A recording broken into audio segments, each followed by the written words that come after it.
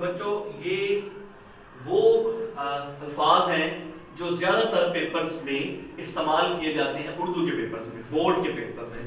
تو ہم آپ ان کو پہلے ہم ان کی بیس آپ کو سمجھائی، تمام عرف ذیلی کی شیپس بتائیں، ہاف شیپ ڈسکس کی آپ لوگوں نے. اب ہم آپ کو بیٹے وہ الفاظ پریکٹس کروائیں گے جو آپ کو پیپرز میں، بورڈ کے پیپرز میں، اردو پیپر میں آپ کے لیے آسانی ہو تاکہ آپ اچھے طریقے سے لکھ سکیں.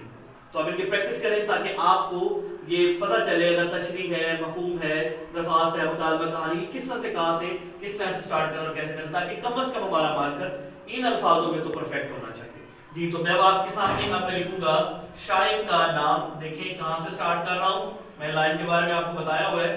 یہ دیکھیے گا شاعر آئیں.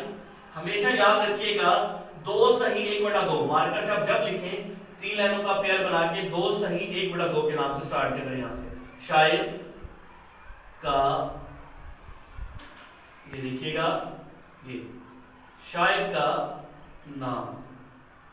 تو جب آپ کو پتا ہوگا کہ ہمارا جو سٹارٹ ہے یہ 2 لائنوں کی، ہمارے پاس 3 ہیں، 1 2 اور یہ 3.